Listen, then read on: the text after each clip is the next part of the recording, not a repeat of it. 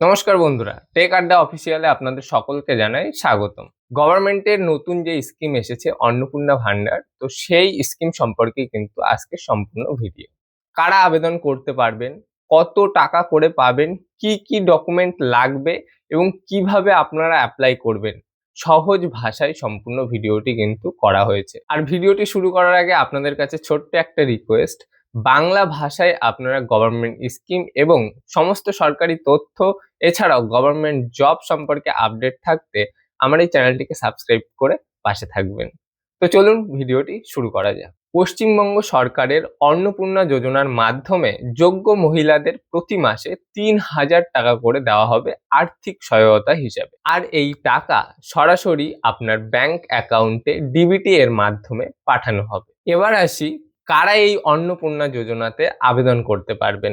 আবেদনকারীরা অবশ্যই মহিলা হতে হবে, পশ্চিমবঙ্গের স্থায়ী বাসিন্দা হতে হবে, বয়স 25 থেকে 60 এর মধ্যে থাকতে হবে, আবেদনকারীর আধার সংযুক্ত ব্যাংক অ্যাকাউন্ট থাকতে হবে। এবার জেনে নেওয়া যাক কারা এই প্রকল্পের সুবিধা পাবেন না।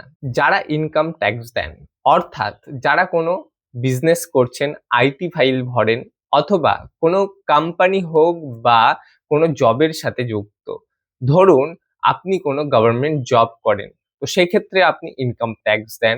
ধরুন আপনি কোনো বড় বিজনেস করেন, সেক্ষেত্রেও কিন্তু আপনি আইটি ফাইল করেন, অর্থাৎ আপনি কিন্তু ট্যাক্স দেন।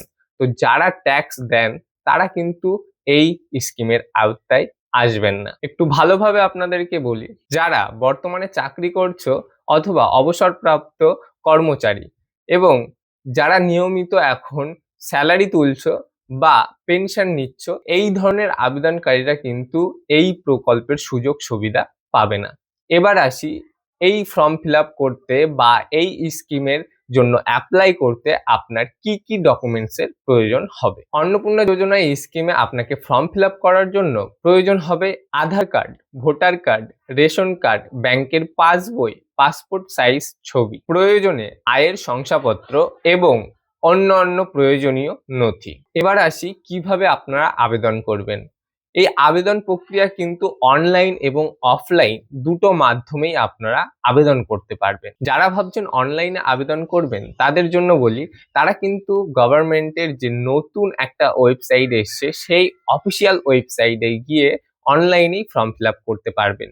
কিভাবে আবেদন করবেন, ওয়েবসাইটে গিয়ে আপনাকে কিন্তু প্রথমে লগ ইন করতে হবে আপনার রেজিস্টার ফোন নাম্বার দিয়ে। আপনার যদি রেজিস্টার না থাকে অবশ্যই রেজিস্টার করবেন।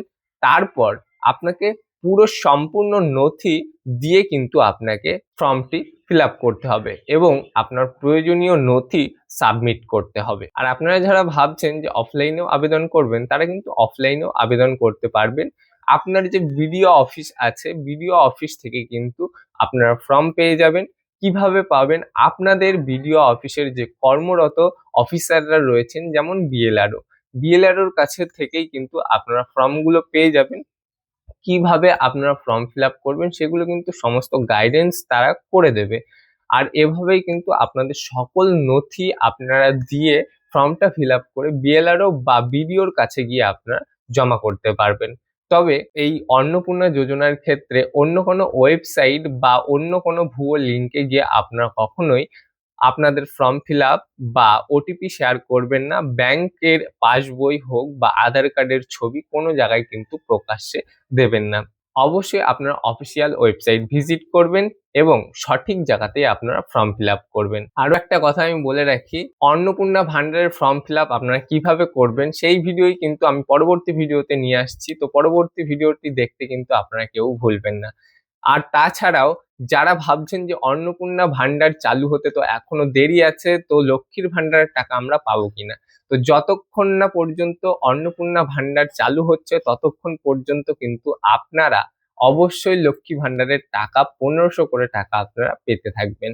আর অফলাইন এবং অনলাইন দুটো মাধ্যমেই কিন্তু আপনারা অন্নপূর্ণা ভান্ডারের যে ফর্ম রয়েছে সেটা ফিল আপ করতে পারবেন। আর এই ফর্ম ফিল আপ করতে কিন্তু আপনাদেরকে সময় দেওয়া হয়েছে 90 দিন। আর এই ফর্ম ফিল আপ শুরু হচ্ছে 1লা জুন থেকে। তো আর দেরি না করে কিন্তু আপনারা অবশ্যই ফর্মটা ফিল আপ করুন। আর যতদিন না পর্যন্ত অন্নপূর্ণা ভান্ডার শুরু হচ্ছে ততদিন কিন্তু লক্ষ্মীর ভান্ডার চালু থাকছে। তো আজকের এই ভিডিওটা এই পর্যন্তই থাকছে। নেক্সট ভিডিও নিয়ে আসছি কিভাবে আপনারা ফর্ম ফিল আপ করবেন। তো দেখা হচ্ছে পরবর্তী ভিডিওতে। ধন্যবাদ।